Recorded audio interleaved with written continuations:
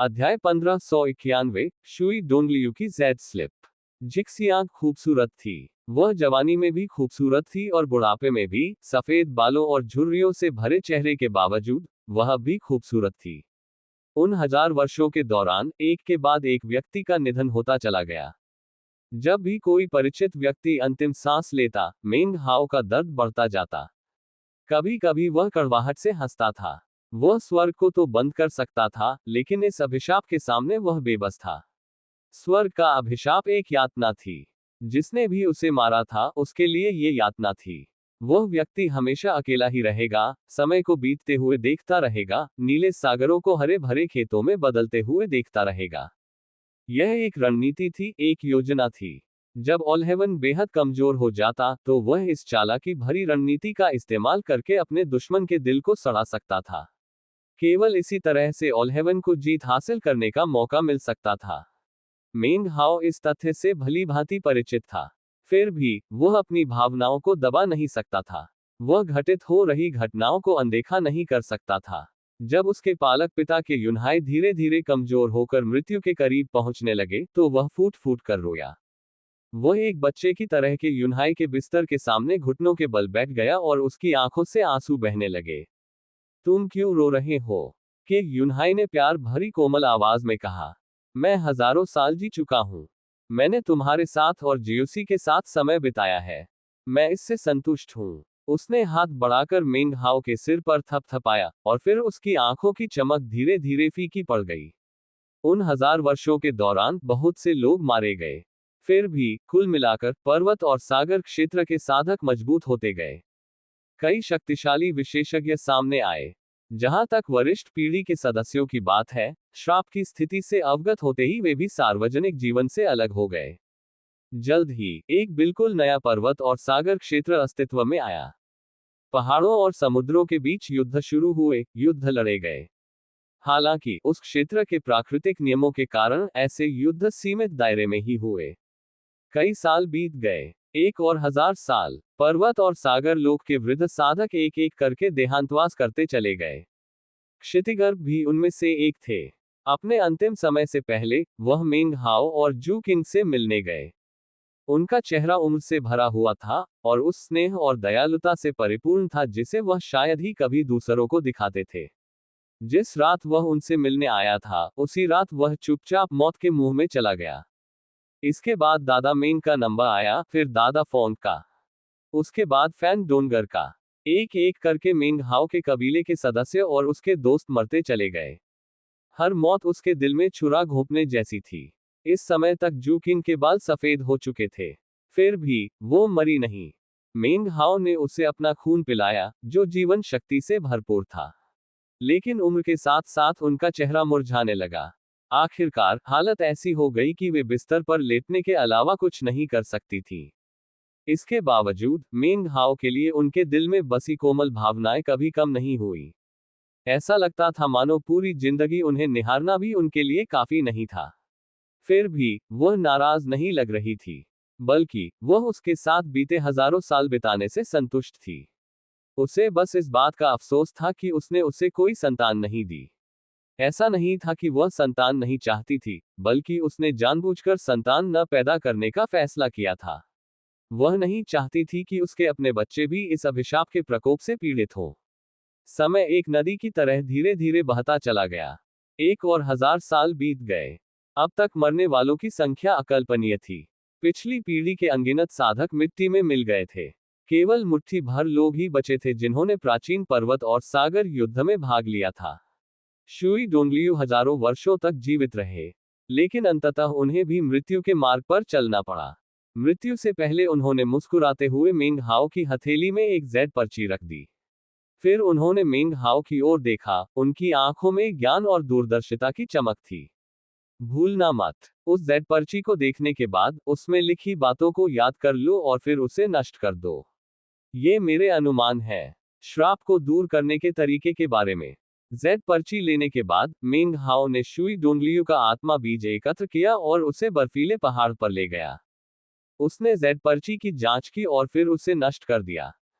उसकी आंखों में जुनून की चमक स्पष्ट रूप से दिखाई दे रही थी। और समय बीतता गया। जो कुछ लोग इतने लंबे समय तक जीवित रहने में कामयाब रहे थे, वे अंततः अपनी दीर्घायु के आगे घुटने टेक रहे थे। अंततः कुलपति रिलायंस ने गहरी नींद में जाने का विकल्प चुना, जिससे उनका जीवन लगभग असीमित रूप से बढ़ गया। कुछ 100 साल बाद मेंग हाओ के करीबी परिवार के एक सदस्य ने उसे छोड़ दिया। वह फोंग यू थी, उसकी बड़ी बहन। वह और सन हाई कई वर्षों तक एक के बाद एक अपनी पीढ़ियों को मरते देखने का दर्द सहते रहे थे। जब उनकी आखिरी प्रिय संतान का निधन हुआ, तो उन्होंने अपनी आंखें बंद की, एक दूसरे का हाथ पकड़ा और पति पत्नी के रूप में एक साथ इस दुनिया से विदा हो गए। अपनी आत्मा की कड़ियों को इकट्ठा करने के बाद मेंग हाओ काफी देर तक चुपचाप खड़ा रहा और बीते समय के बारे में सोचने लगा। वह सोच रहा था कि उसकी बहन ने हमेशा उसकी रक्षा कैसे की थी। उसे पता भी नहीं चला, लेकिन उसकी आंखों में आंसू भर आए और गालों पर बहने लगे। एक तरफ उसके माता पिता शोक से व्याकुल होकर रो रहे थे। अपने मन ही मन में मेंग हाओ ने कहा, मैं कसम खाता हूं कि मैं पुनर्जन्म का चक्र फिर से शुरू करूंगा। आप सबके लिए। फोंग यू और सन हाई की मृत्यु के बाद 600 वर्ष बीत गए। उस समय तक पर्वत और सागर लोक में उस प्रारंभिक समूह के कुछ ही लोग बचे थे। जू किंग, मेंग हाओ और मेंग हाओ के माता पिता के अलावा वांग यूके, फैटी, डोंगहू और पिल डेमन भी थे। चू युयान भी थी, हालांकि वह अभी भी जागृत होने को तैयार नहीं थी। बाकी सभी लोग धूल में मिल गए थे, उनकी आत्मा के बीज मेंग हाओ द्वारा छीन लिए गए थे। मेंग हाओ के रक्त के कारण जू किंग बड़ी मुश्किल से जीवित रह पाए। मेंग हाओ के माता पिता पर्वत और सागर तितली के साथ समाहित होने के कारण जीवित रहे। डोंगहू चमत्कारी मोती के कारण ही जीवित रह पाया। जहां तक पिल डेमन की बात है, वह एक औषधीय गोली का अवतार था, और इसलिए वह अधिकांश लोगों की तुलना में अधिक समय तक जीवित रह सका। सबसे पहले वांग यूके की मृत्यु हुई। जब उनकी आयु समाप्त हुई, तो वे हंसते हंसते मर गए। मेंग हाओ के हृदय में गहरा दर्द हुआ। उन्होंने वांग यूके के आत्मा बीज को बर्फ की गुफा में रखा और एक बार फिर रो पड़े। हालांकि वांग यूके की मौत से भी ज्यादा दर्दनाक थी फैटी की मौत। वह और फैटी जन्म से भाई थे। उन्होंने साथ साथ साधना का मार्ग अपनाया था और आज तक वे साथ चल रहे हैं। फैटी की मृत्यु की पूर्व संध्या पर वह मोटा नहीं रहा था। उसका शरीर इतना कमजोर हो गया था कि वह सिर्फ हड्डियों का ढांचा रह गया था। उसने अपनी सभी पत्नियों और सभी बेटों और बेटियों को मरते हुए देखा था। जब वह चुपचाप लेटा हुआ मेंग हाओ को देख रहा था, तो उसका मन हंसने का कर रहा था, लेकिन उसमें हंसने की ऊर्जा नहीं थी। फज, मेंग हाओ, तुम्हें मेरे लिए ऑल हेवन को हराना होगा। तुम्हें जीतना ही होगा। जब तुम आखिरकार श्राप तोड़कर मुझे पुनर्जन्म में भेजोगे, तो ये सुनिश्चित करना कि मुझे अपना पिछला जीवन याद रहे। फैटी ने अपनी आखिरी सांस ली और उससे एक जोरदार चीख निकाली। अपनी सारी ऊर्जा खर्च करने के बाद उसने अपनी आंखें बंद कर ली। उस वर्ष मेंग हाओ के चेहरे पर कई झुर्रियां दिखाई देने लगी। पर्वत और सागर लोक की तुलना में विशाल ग्रह पर मृत्यु दर बहुत कम थी। हालांकि मृत्यु हुई भी, लेकिन वहां कर्मिक संबंध इतने गहरे न होने के कारण ज्यादा लोगों पर इसका असर नहीं पड़ा। जिन कुछ लोगों का मेंग हाओ से कर्मिक संबंध मजबूत था, उनकी भी आयु सीमित थी। हालांकि उनकी साधना शक्ति इतनी प्रबल थी कि अभी तक उनकी आयु समाप्त नहीं हुई थी। इसके अलावा, यदि वे पारलौकिक अवस्था प्राप्त कर लेते, तो अभिशाप उन पर असर नहीं करता। सब चले गए। सब लोग चले गए थे। मेंग हाओ अचानक बहुत बूढ़ा दिखने लगा। वह चुपचाप 9वें पर्वत पर लौट आया, जू किंग के बिस्तर के पास, जो बहुत बुरी लग रही थी। उसने उसकी ओर देखा। तुम मुझे जाने क्यों नहीं देते? उसने धीमी, कर्कश आवाज में कहा। मेंग हाओ कांप उठा, लेकिन उसने कोई प्रतिक्रिया नहीं दी। वह उसे अपना खून पिलाता रहा, जो उसे जीवित रखने का एकमात्र साधन था। जू किंग फिर से सो गई। मेंग हाओ वहीं खड़ा उसे देखता रहा, उसकी आंखें लाल थीं। कुछ देर बाद वह मुड़ा और कमरे से बाहर चला गया। आकाश की ओर देखते हुए उसकी आंखों में भविष्य सूचक प्रकाश चमक उठा और उसने एक बार फिर अपने प्रियजनों को लंबे समय तक जीवित रखने का कोई उपाय खोजने की कोशिश की, आत्मा के बीजों के अलावा कुछ और। 300 वर्ष बीत गए और पिल डेमन की मृत्यु हो गई। उस क्षण वह एक सड़ी हुई औषधीय गोली में परिवर्तित हो गया, जो उसकी आत्मा का बीज थी। उसे देखकर मेंग हाओ रोने लगा और उसे अतीत में घटी सारी घटनाएं याद आ गईं। उसने सावधानीपूर्वक दवा की गोली को बर्फ के पहाड़ में रख दिया, जुकिंग का हालचाल पूछा और समाधान निकालने की कोशिश में भविष्यवाणियां करना जारी रखा। 200 साल बाद डोंग हू का समय आ गया। मृत्यु से ठीक पहले उन्होंने मेंग हाओ को एक मोती दिया और समझाया कि वह इसे जीवन भर पालते पोसते रहे थे। वह इसे किसी और के लिए तैयार कर रहे थे, और वह कोई और नहीं बल्कि मेंग हाओ थे।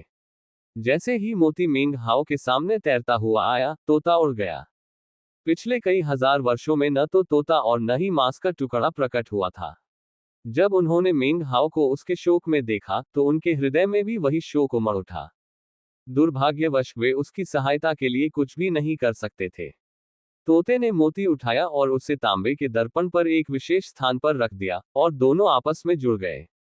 तेज रोशनी चमकी, फिर भी मेंग हाओ ने उस पर कोई ध्यान नहीं दिया। चले गए, उसने बुदबुदाते हुए कहा। वे सब चले गए। वह फिर से अपने भविष्यवाणियों में मग्न हो गया। समय बीतता गया। 1 और 1000 साल। इस समय तक मेंग हाओ को नक्षत्रों का स्वामी बने 7000 साल हो चुके थे। इन 7000 सालों में उन्होंने कभी सार्वजनिक रूप से दर्शन नहीं दिए। अधिकांश लोग उनका नाम भूल चुके थे, और जो लोग उन्हें याद रखते थे, उन्होंने ये हटकलें लगाना शुरू कर दिया था कि मेंग हाओ नक्षत्रों को छोड़कर चले गए हैं। अधिकांश लोगों को इस बात की जानकारी नहीं थी कि कुछ व्यक्तियों की मृत्यु असामान्य तरीके से हो रही थी। हालांकि जिन युनशान और विशाल ग्रह पर मौजूद अन्य लोगों जैसे कुछ लोगों ने इस बात पर ध्यान दिया था। हालांकि वे पूरी तरह से आश्वस्त नहीं थे, और अपनी अटकलों को खुलकर कहने की हिम्मत नहीं कर रहे थे। उनके दिलों में महत्वाकांक्षाएं जाग उठी, लेकिन उन्होंने उन्हें दबाकर इंतजार करना जारी रखा। पर्वत और सागर क्षेत्र में 9वें पर्वत पर जुकिंग मृत्यु के कगार पर थी। मेंग हाओ के रक्त से भी वह ज्यादा देर तक जीवित नहीं रह सकती थी। सच तो ये था कि उसे बहुत पहले ही मर जाना चाहिए था। इसी क्षण मेंग हाओ को याद आया कि कुलपति रिलायंस जानबूझकर गहरी नींद में चले गए थे, और अचानक उनके मन में एक नया विचार आया। वे पहाड़ों और समुद्रों के तारों भरे आकाश से बाहर निकल गए, और लौटकर कुछ देर तक जुकिंग के पास आंखें बंद करके खड़े रहे। काफी देर बाद उन्होंने अपनी आंखें खोली। किंगर, उसने धीरे से कहा, अपनी आंखें बंद करो और सो जाओ। मैं तुम्हें जल्द ही जगा दूंगा। इतना कहकर उसने हाथ बढ़ाया और उसके माथे पर हल्के से थपथपाया। वह मुस्कुराए और अपनी आंखें बंद कर ली। वह मरी नहीं थी। मेंग हाओ ने अपनी व्यक्तिगत शक्ति का उपयोग करते हुए उसमें ऊर्जा भर दी, और वह सांस लेती रही। धीरे धीरे उसका प्राचीन रूप बदलकर उसकी युवावस्था में लौट आया। उसे एक बार फिर से बेहद खूबसूरत होने में बस एक पल लगा। उसी समय मेंग हाओ के हाथ से बर्फीली ठंडक उसके शरीर में समा गई। बर्फ की परतें जमने से चटकने की आवाजें सुनाई देने लगी। धीरे धीरे बर्फ ने उसे पूरी तरह से ढक लिया और एक ताबूत का आकार ले लिया। वहां जुकिंग ताबूत के अंदर सो रही थी, जो बर्फ से ढका हुआ था। यह मेंग हाओ द्वारा विकसित की गई अंतिम विधि थी, जो आत्मा के बीजों से भिन्न थी, जिन्हें पुनर्जन्म में वापस भेजा जा सकता था। हजारों वर्षों के ज्योतिषीय गणनाओं के बाद, यह सर्वोत्तम विधि थी जो वह सोच सका। यह विधि उसके लिए अत्यंत कठिन थी, और इसमें कई प्राकृतिक नियमों के साथ साथ स्वर्ग सील करने वाले जादू का भी प्रयोग किया गया था। उसने उसे अभिशाप से मुक्त कर दिया था। उसने बर्फ का इस्तेमाल करके एक ताबूत के आकार की छोटी सी दुनिया बनाई। जो भी उस ताबूत के अंदर सोता, वह श्राप के प्रभाव से मुक्त हो जाता। इस विधि का संबंध उनकी स्वयं की दाव सारता और उनके भीतर विद्यमान जगत के अवलोकन से भी था। उन्होंने लोगों को अपने भीतर के उस जगत में ले जाकर उन्हें अभिशाप से मुक्त करने का विचार किया था, पर वे ऐसा करने में असमर्थ रहे। वे पूर्वज लोक में थे, फिर भी उनके भीतर का वह जगत अपूर्ण था। उसने बर्फ के ताबूत के अंदर मौजूद जुकिंग को देखा, फिर 9वें पर्वत पर एक अन्य स्थान पर चला गया, जहां उसके माता पिता रहते थे। उसके माता पिता ही उसके एकमात्र प्रियजन थे जो इस दुनिया में बचे थे। बर्फ की सील के बारे में अपनी योजना समझाने के बाद मेंग हाओ के माता पिता चुपचाप बैठे रहे। काफी देर बाद उन्होंने एक दूसरे की ओर देखा, फिर मेंग हाओ की ओर मुड़कर सिर हिलाया। वे इस तरह जीना जारी नहीं रखना चाहते थे। वे अपना जीवन एक साथ बिताना चाहते थे। इतने वर्षों के बीत जाने और तमाम मुश्किलों का सामना करने के बाद वे इस सब के अंत से संतुष्ट थे। मेंग हाओ को शिखर तक पहुंचते देख उन्हें कोई पछतावा नहीं था। मेंग हाओ उन्हें समझाने की कोशिश करता रहा, लेकिन तभी उसके पिता का गुस्सा भड़क उठा। मेंग हाओ चुप हो गया। उसे पता चल गया था कि उसके माता पिता का फैसला अंतिम है। अगले वर्षों में उसने जितना हो सके उतना समय उनके साथ पर्वत और सागर क्षेत्र में बिताया। 1000 साल और बीत गए। अंत में मेंग हाओ ने आंसुओं से भरी आंखों से देखा कि उसके माता पिता पर्वत और सागर तितली में परिवर्तित हो गए और फिर धीरे धीरे गायब होने लगे। हालांकि गायब होने से ठीक पहले मेंग हाओ की आंखों में दृढ़ संकल्प की चमक आ गई। उसने अपने दाहिने हाथ से मंत्रोच्चार का संकेत दिया और उसकी दावसार शक्ति का विस्फोट हुआ। चारों ओर ठंडक छा गई और चटकने की आवाजें सुनाई देने लगी। पलक झपकते ही पूरा इलाका बर्फ से ढक गया। जमी हुई पर्वत और समुद्री तितली सिकुड़ने लगी और अंततः एक ताबूत में बदल गई, जिसे मिंग हाओ ने सावधानी पूर्वक उठा लिया। वह जानता था कि उसके माता पिता के मना करने का असली कारण ये था कि वे नहीं चाहते थे कि वह अपनी शक्ति का कोई भी अंश व्यर्थ करे। उन्हें डर था कि उनकी मदद करने के चक्कर में वह खुद को नुकसान पहुंचा लेगा। वे अपने बेटे के लिए कुछ भी बलिदान करने को तैयार थे। यही उनके इस निर्णय का कारण था। लेकिन मिंग हाओ अपने माता पिता के लिए भी ऐसा ही करने को तैयार था। वे दोनों उसके जीवन के सबसे महत्वपूर्ण व्यक्ति थे, इसलिए उसने अपना निर्णय स्वयं लिया। उसने माउंटेन एंड सी बटरफ्लाई के बर्फ के ताबूत को जू किन के ताबूत के बगल में रख दिया। उन दोनों ताबूतों में उसके जीवन के वे लोग थे जिनसे वह किसी भी कीमत पर अलग नहीं हो सकता था। दुख, पीड़ा और अकेलापन ज्वार की तरह उमड़ पड़े और उन्हें पूरी तरह से घेर लिया। वे चुपचाप बैठ गए और समय को बीतने दिया, ठीक वैसे ही जैसे हमेशा होता था। वह वहां 1000 वर्षों तक बैठा रहा। अब तक वह 10,000 वर्षों से तारामंडल का स्वामी बन चुका था। अंत में उसने आत्मा के बीजों और ताबूतों पर सुरक्षात्मक मुहरें लगाईं, फिर बाहर निकला और पर्वत एवं सागर क्षेत्र को देखा। अब उसे सब कुछ अपरिचित सा लग रहा था। मैं नीले समुद्रों को हरे भरे खेतों में बदलते हुए देखता हूँ, उसने गुनगुनाते हुए कहा। दृश्य वही है, लेकिन अजनबियों से भरा हुआ। कई साल बीत गए। 1000, 2000, 3000, 5000 साल पलक झपकते ही बीत गए।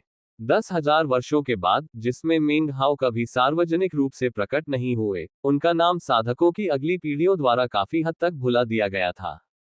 पर्वत और सागर क्षेत्र में रहने वाली सभी बुजुर्ग पीढ़ी मिट्टी में मिल चुकी थी, और अब जीवित लगभग किसी ने भी मिंग हाओ के बारे में कभी सुना तक नहीं था। 10,000 वर्षों के दौरान केवल पर्वत और सागर क्षेत्र के लोग ही नहीं मरे।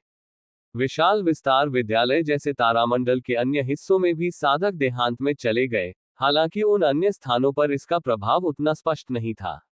पर्वतों और सागरों के वर्तमान तारों भरे आकाश में बहुत कम लोग जानते थे कि तारों भरे आकाश की भी अपनी एक इच्छा होती है। लोग 10,000 साल पहले मिंग हाओ और सर्वशक्तिमान के बीच हुए युद्ध की कहानियां भी सुनाना बंद कर चुके थे। बहुत ही कम लोगों को ये बात याद थी, लेकिन उनमें से अधिकतर परम योद्धा थे। क्योंकि मिंग हाओ से जुड़ा उनका कर्म बहुत गहरा नहीं था, और उनकी असाधारण साधना शक्ति के कारण श्राप का उन पर कोई खास असर नहीं पड़ा। कई हजार वर्षों के बाद परफेक्ट की दीर्घायु अंततः समाप्त हो गई। मिंग हाओ ने उसके आत्मा बीज को एकत्रित किया और उसे बर्फ के पहाड़ में सील कर दिया। उस बर्फ के पहाड़ में मिंग हाओ के पूरे जीवन की यादें समाहित थीं। उसके सभी प्रियजन, उसकी सभी अच्छी यादें वहीं थीं। वह बर्फ की गुफा उसकी कमजोरी भी थी। वह अपना अधिकांश समय बर्फ के पहाड़ की तलहटी में बैठकर बिताता था, उसके साथ केवल उसकी यादें ही होती थीं। कभी कभी वह पर्वत और समुद्र के क्षेत्र में चला जाता था, लेकिन हर बार जब वह जाता तो उसे सब कुछ अपरिचित सा लगता था। उसे लगभग ऐसा महसूस होता था मानो वह अब इस दुनिया का हिस्सा ही नहीं है। हालांकि उसे इसका एहसास नहीं था, लेकिन उसके भीतर कुछ पनप रहा था, कुछ ऐसा जिसे केवल एक शब्द में ही व्यक्त किया जा सकता था। अकेलापन। और यह बढ़ता ही जा रहा था। वह तारों भरे आकाश में सबसे शक्तिशाली सत्ता था, लेकिन अकेलेपन की भावना लगातार बढ़ती ही जा रही थी। उसकी उम्र कभी नहीं बढ़ती थी, फिर भी वह दिन ब दिन थका हुआ महसूस करता जा रहा था। उनका शरीर बूढ़ा नहीं हो रहा था, लेकिन उनका दिल बूढ़ा हो रहा था, और वे इसे बदलने के लिए कुछ भी नहीं कर सकते थे। तारों भरे आकाश में वर्ष तेजी से बीतते जा रहे थे। मिंग हाओ को ऐसा लग रहा था मानो ये वर्ष उसके सामने से गुजर रहे हो। वह बस बैठकर उन्हें जाते हुए देख सकता था। उसने तारों भरे आकाश में विद्यमान प्राणियों को देखा। उसने पीढ़ियों को आते जाते देखा। उसने प्रतिभावान और कुशल व्यक्तियों को प्रसिद्धि की ऊंचाइयों तक पहुंचते देखा।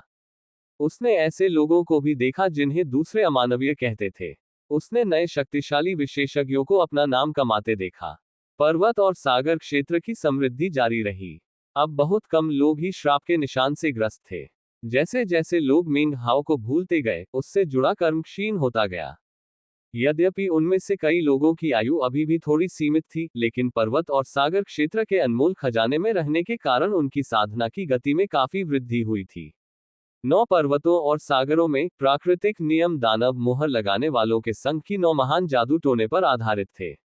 इसी कारण दाओ लोक तक पहुंचना बहुत आसान था। वास्तव में बीते 10,000 वर्षों में अनेक उत्कृष्ट साधक उभरे। उन्होंने अपनी पीढ़ी के लिए अद्वितीय साधना तकनीकें बनाई और अनेक नई दिव्य शक्तियों का आविष्कार भी किया। सदियों से पर्वत और सागर क्षेत्र के साधकों को पर्वत और सागर के तारामंडल में सबसे शक्तिशाली शक्तियों में से एक माना जाता रहा है। धीरे धीरे कई साधकों के हृदय में असीम महत्वाकांक्षाएं पनपने लगी। ये कहना कठिन है कि यह कब शुरू हुआ, लेकिन अंततः वे बढ़ने लगी और तारामंडल में एक के बाद एक जीव जंतुओं को अपने अधीन करने लगी। मेंग हाओ ने ये सब होते देखा। उसने युद्धों को होते देखा। वह कभी कभी युद्ध क्षेत्रों में भी घूमता था, पर्वत और सागर के साधकों को मरते देखता था, अन्य प्राणियों को मरते देखता था। उसने खून बहते देखा और रक्त की दुर्गंध को महसूस किया। वह सब कुछ देखता रहा, लेकिन कुछ नहीं किया। उसने किसी भी पक्ष की मदद नहीं की और निश्चित रूप से लड़ाई भी नहीं की। पर्वत और सागर लोक के साधकों ने यही मार्ग चुना था, और वह इसमें हस्तक्षेप नहीं करेगा। अंततः इसका परिणाम क्या होगा, इस बारे में वह निश्चित नहीं था। जैसे जैसे पर्वत और समुद्र राज्य में युद्ध छिड़ा, वहां के लोग और अधिक शक्तिशाली होते गए। उन्हें कई गंभीर परिस्थितियों का सामना करना पड़ा। मेंग हाओ के लिए इनमें से कुछ भी महत्वपूर्ण नहीं था। जिन लोगों की उसे परवाह थी, वे सब जा चुके थे, और वह स्वर्ग और पृथ्वी के बीच अकेला रह गया था। एक वर्ष जब वह पर्वत और सागर क्षेत्र में गया, तो वह एक बुरे व्यक्ति की तरह प्रतीत हुआ। कोई भी उसके आगमन का पता नहीं लगा सका, यहां तक कि उस क्षेत्र के नवगठित परागोन भी नहीं। उसका गंतव्य ग्रह दक्षिण स्वर्ग और वायलेट फेट संप्रदाय था। तारों भरे आकाश में कुछ ही चीजें थी जिनकी मिंग हाओ को अब परवाह थी। एक थी धीरे धीरे कमजोर होती पैट्रियार्क रिलायंस। दूसरी थी वायलेट फेट संप्रदाय में, जहां एक महिला गहरी नींद में सो रही थी, जो जागने के विचार का हमेशा विरोध करती थी। जब भी मिंग हाओ चू युयान के बारे में सोचता था, उसका चेहरा सामान्य से अधिक गंभीर हो जाता था। दक्षिणी स्वर्ग ग्रह के ऊपर आसमान में काले बादल छा गए। बर्फ गिरने लगी और जैसे जैसे बर्फ के टुकड़े नीचे स्थित विभिन्न नश्वर राज्यों पर जमा होते गए, दुनिया सफेद हो गई। नीचे सार्वजनिक राजमार्गों में से एक पर एक घोड़ागाड़ी रात के अंधेरे में तेजी से दौड़ रही थी। गाड़ी के अंदर एक विद्वान तेल के दीपक की रोशनी में एक किताब पढ़ रहा था। मेंग हाओ ऊपर हवा में मंडराते हुए बर्फ गिरते हुए देख रहे थे और रथ को राजमार्ग पर तेजी से जाते हुए देख रहे थे। उन्होंने विद्वान को देखा और उन्हें झाओ राज्य में बर्फीली रात में यात्रा करने का वह समय याद आ गया। 1. यह अध्याय 58 का संदर्भ है, जिसमें उन्होंने बर्फीली रात में यात्रा की थी और घोड़े से खींचे जाने वाले रथ में एक विद्वान से मिले थे। उसने आह भरी और फिर वायलेट फेट सेक्ट की ओर अपने रास्ते पर आगे बढ़ गया। वायलेट फेट संप्रदाय दक्षिण स्वर्ग ग्रह पर सबसे प्रतिष्ठित और प्रसिद्ध संप्रदाय था, जिसमें अनगिनत शिष्य थे। उस संप्रदाय के भीतर एक पर्वत था जिसे कभी पवित्र भूमि कहा जाता था। उस पर्वत की कोई चोटी नहीं थी, केवल एक घाटी थी। यह एक ऐसा स्थान था जो अनगिनत वर्षों के दौरान एक प्रतिबंधित क्षेत्र बन गया था। वायलेट फेट संप्रदाय का एक भी सदस्य कभी भी उसके भीतर कदम नहीं रख पाया था। संप्रदाय का प्राथमिक नियम यह था कि किसी को भी वहां जाने की अनुमति नहीं थी। वायलेट फेट संप्रदाय के कई शिष्यों ने अनुमान लगाया था कि अंदर क्या है, और इस विषय पर अनगिनत अफवाहें प्रचलित थीं। कुछ कहानियां खूबसूरत थीं और कुछ घिनौनी। तमाम अफवाहों के कारण वह पर्वत सबसे रहस्यमय स्थान बन गया था। पीढ़ियों से साधक उस पर्वत की रक्षा करते आ रहे थे, हालांकि उनमें से कोई भी ठीक से नहीं जानता था कि वे किसकी रक्षा कर रहे हैं। उन्हें बस इतना पता था कि किसी को भी चोटी पर चढ़ने की अनुमति नहीं थी। अगर कोई कोशिश करता, तो वह आधे रास्ते में एक ऐसे बिंदु पर पहुंच जाता जहां से आगे बढ़ना असंभव था। इसी तरह ऊपर से पहाड़ को देखने वाले किसी भी व्यक्ति को केवल लहरदार विकृतियां ही दिखाई देती। कई साल पहले पर्वत और समुद्र क्षेत्र के सबसे शक्तिशाली देवताओं में से एक ने यह निष्कर्ष निकाला था कि वहां एक प्राचीन अनमोल खजाना दबा हुआ है। उसने उस खजाने को लेने के लिए पर्वत पर जाने के लिए एक सेना भी एकत्र की थी। हालांकि पैरागॉन भी पहाड़ की आधी चढ़ाई से ज्यादा आगे नहीं बढ़ पाया। इसी कारण से इस पर्वत को पवित्र भूमि के बजाय एक प्रतिबंधित क्षेत्र के रूप में जाना जाने लगा। यह पर्वत और समुद्र क्षेत्र में सबसे रहस्यमय स्थान भी था। मेंग हाओ पहाड़ की तलहटी में प्रकट हुआ और ऊपर चोटी की ओर देखने लगा। यह उसका यहां आना पहली बार नहीं था। जू किंग के चले जाने के बाद और उसके सभी परिचितों की मृत्यु के बाद वह मिलने आया था। दरअसल यह उनका तीसरा आगमन था। उन्होंने चुपचाप एक कदम आगे बढ़ाया और पहाड़ पर चढ़ना शुरू कर दिया। उन्हें किसी ने नहीं देखा और न ही कोई उनकी उपस्थिति का पता लगा सका। वह धीरे धीरे एक एक कदम बढ़ाते हुए शिखर की ओर बढ़ रहे थे। पहाड़ की चोटी हमेशा की तरह ही दिख रही थी। वह दुनिया से अलग किसी चित्रकारी की तरह सुंदर थी। जैसे ही मेंग हाओ शिखर पर पहुंचा, उसने दूर एक ताबूत देखा, एक ताबूत जो खाली था। यह पहली बार नहीं था जब उसने खाली ताबूत को देखा था। वह यहां तब आया था जब जू किंग अंतिम नींद में चली गई थी, और तभी उसने पाया था कि ताबूत में अब कोई नहीं है। चू युयान गायब हो गई थी। वह कहाँ गई थी, यह कोई नहीं जानता था, यहां तक कि मेंग हाओ भी नहीं। जब उसने पहली बार इस चौंकाने वाली बात का पता लगाया था, तब वह वहीं खड़ा होकर इसे देखता रहा था। उसका दिल भी उतना ही खाली था। चू युयान यूं ही नहीं जा सकती थी। मेंग हाओ की साधना शक्ति के स्तर को देखते हुए और इस तथ्य को ध्यान में रखते हुए कि वह नक्षत्र मंडल का स्वामी था, उसे उसकी उपस्थिति का पता लग जाना चाहिए था। लेकिन वह कहीं नहीं मिली। इसका एकमात्र कारण यही हो सकता था कि जब वह अपनी दाव शक्ति से बर्फ के ताबूत बना रहा था, तब वह किसी तरह वहां से चली गई थी। क्योंकि उसकी सारी ऊर्जा और एकाग्रता उस काम पर केंद्रित थी, इसलिए उसने किसी और चीज पर ध्यान नहीं दिया था। उस दौरान चू युयान के साथ कुछ अप्रत्याशित घटना अवश्य घटी होगी। फिर भी ये बात समझ में नहीं आती कि उसने ध्यान क्यों नहीं दिया। जब तक कि चू युयान अपनी मर्जी से न गई हो, जब तक कि कोई आकर उसे अपने साथ न ले गया हो। जो भी वह था, वह ऑलहेवन नहीं हो सकता था, क्योंकि वह इस तारों भरे आकाश में प्रवेश नहीं कर सकता था। वह कोई और ही रहा होगा। उस व्यक्ति की साधना का स्तर या तो मेंग हाओ के बराबर होना चाहिए, या कम से कम उसके बहुत करीब होना चाहिए। कुछ सुराग बचे थे। हालांकि वे बेहद धुंधले थे, लेकिन मेंग हाओ नक्षत्र मंडल का स्वामी था, पूर्वज क्षेत्र का एक शक्तिशाली विशेषज्ञ। अगर वह कुछ जानना चाहता, तो केवल उससे कहीं अधिक उच्च साधना स्तर वाला व्यक्ति ही उसे छिपा सकता था और कोई सुराग नहीं छोड़ सकता था। लेकिन कुछ सुराग थे, और उनसे मेंग हाओ ये पता लगाने में सक्षम हुआ कि चू युयान को जिसने भी अगवा किया था, उसका कोई बुरा इरादा नहीं था। अपने द्वारा किए गए शकुनों के आधार पर वह इस बात से आश्वस्त हो गया था कि चू युयान का अपहरण उसके लिए अभूतपूर्व सौभाग्य था। उसे ये भी आभास था कि भविष्य में उसकी उससे फिर मुलाकात हो सकती है। इसी वजह से उन्होंने हस्तक्षेप न करने का फैसला किया। इसके बजाय उन्होंने उस जगह को पहले की तरह ही बंद रहने दिया। पहाड़ पर चढ़ने के बाद वह ताबूत के पास गया और उसकी खालीपन में झांका। उसकी आंखों में यादें कौंध गईं और अंततः उसने आह भरी। ऐसा लगा मानो वह किसी युवती की कोमल आवाज सुन रहा हो। गुरुजी, मुझसे वादा कीजिए कि आप मुझे कहानी का दूसरा भाग एक दिन जरूर सुनाएंगे।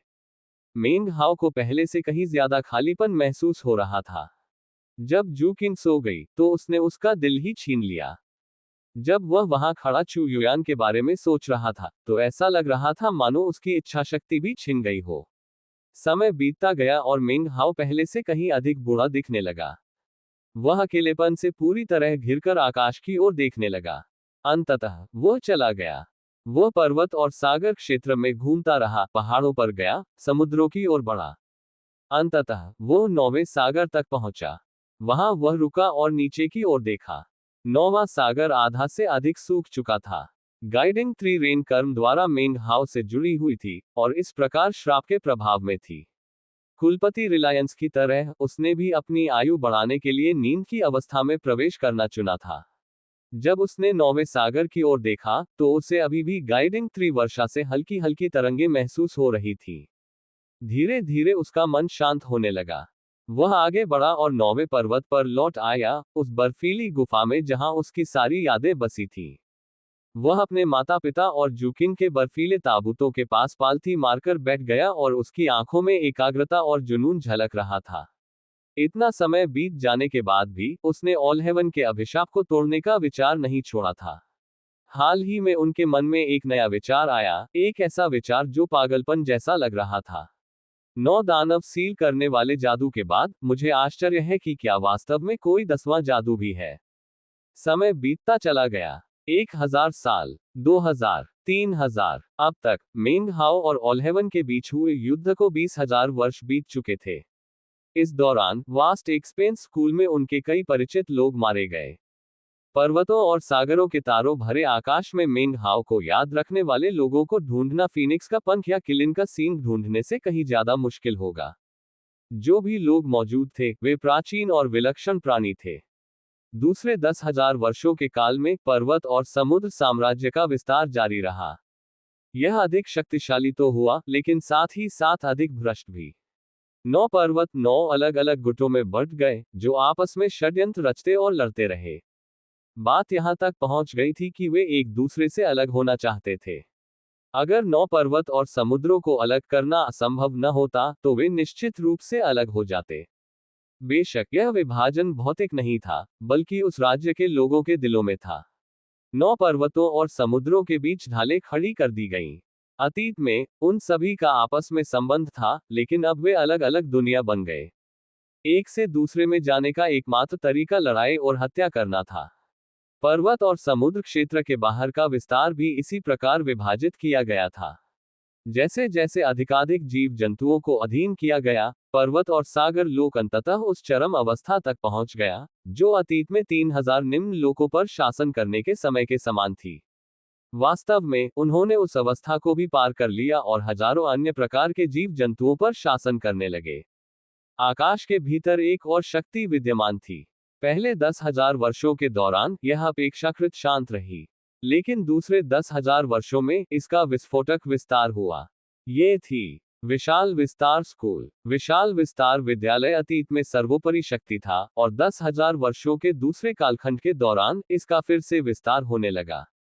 इसने तारों भरे आकाश में अपना विस्तार किया और पर्वत एवं सागर जगत के समान ही प्रसिद्धि प्राप्त कर ली। अंततः तारों भरा आकाश 2 भागों में बंट गया।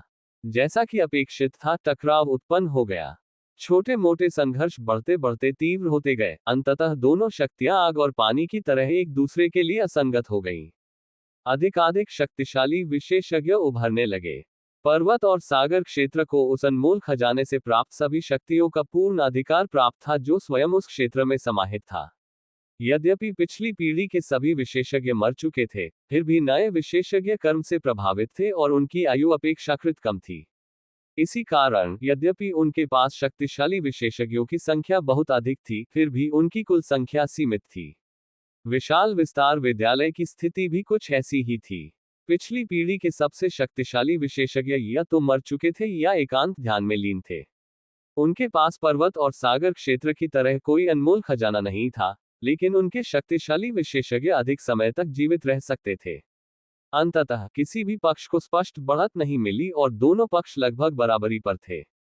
हालांकि उन 20,000 वर्षों के दौरान उभरे पैरागॉन की संख्या पिछले समयों की तुलना में कहीं अधिक थी। अपनी गुप्त आरक्षित सेनाओं को छोड़कर दोनों शक्तियों में से प्रत्येक के पास 200 से अधिक 9 एसेंस पैरागॉन थे। इसी वजह से लड़ाई और भी तीव्र हो गई और अंततः पूर्ण पैमाने पर युद्ध छिड़ गया। मेंग हाओ ने इन सब बातों पर ध्यान नहीं दिया। वह एकांत में ध्यानमग्न बैठा रहा, मानो दुनिया से बेखबर हो। अब तक जो कुछ गिने चुने लोग वास्तव में उन्हें याद करते थे, उन सभी ने मान लिया था कि वे बहुत पहले ही इस आकाश को छोड़कर जा चुके हैं। आखिरकार उन्हें सार्वजनिक रूप से दिखे कई साल हो गए थे। उनकी कहानियां, उनकी किंवदंती प्राचीन काल की बात थी, जो अतीत की गहराइयों में दफन हो गई थी। पर्वत और सागर क्षेत्र तथा विशाल विस्तार विद्यालय के बीच युद्ध 1000 वर्षों तक चला, फिर भी कोई भी पक्ष दूसरे को पूरी तरह से नष्ट नहीं कर सका। अंत में उन्होंने युद्ध विराम कर लिया। मरने वाले साधकों की संख्या का अनुमान लगाना असंभव है। युद्ध विराम की घोषणा केवल असंख्य हताहतों के कारण की गई थी। दोनों सेनाओं के बीच की शत्रुता रक्त के सागर के समान थी, एक ऐसी जटिल समस्या जिसे सुलझाना असंभव था। समय बीतता गया। 5000 साल और गुजर गए, और मिंग हाओ कभी एकांतवास से बाहर नहीं निकले। ऐसा लगता था मानो वे सो रहे हों, लेकिन असलियत ये थी कि वे पालथी मारकर बैठे हुए श्राप की समस्या का लगातार विश्लेषण कर रहे थे। साथ ही वे पूर्वजों के लोक में अपना स्थान मजबूत कर रहे थे। उसने विशाल विस्तार के बाहर ऑलहेवन को खोजने के सभी प्रयास छोड़ दिए। वर्षों पहले वह लड़ने के लिए बहुत उत्सुक था, लेकिन अब उसे एहसास हुआ कि केवल ऑलहेवन को ही उत्सुक होने की आवश्यकता थी, न कि उससे। तुम छिपना चाहते हो, छिप जाओ, मैं तुम्हें बहुत समय दूंगा। मेरा दिल दुख से टूटता रहेगा, लेकिन साथ ही तुम भी कमजोर होते जाओगे। मेंग हाओ ने अपनी आंखें भी नहीं खोली। वह 9वें पर्वत पर वहीं खड़ा रहा, समय बीतने का इंतजार करता रहा। 5000 साल और बीत गए। अब तक मेंग हाओ और ऑलहेवन के बीच युद्ध को 30,000 साल बीत चुके थे। 1000 साल तक पुनर्वास और पुनर्निर्माण में बिताने के बाद पर्वत और सागर क्षेत्र और विशाल विस्तार स्कूल ने अपना दूसरा पूर्ण पैमाने का युद्ध शुरू किया। ये युद्ध पहले युद्ध से भी कहीं अधिक भीषण था। पहले युद्ध में दोनों सेनाएं लगभग बराबर थीं, लेकिन अब स्थिति बदल गई थी। युद्ध का रुख वास्ट एक्सपेंस स्कूल के पक्ष में झुक गया था, और इसका कारण ये था कि उनके एक पैट्रियार्क ने युद्ध में भाग लिया था।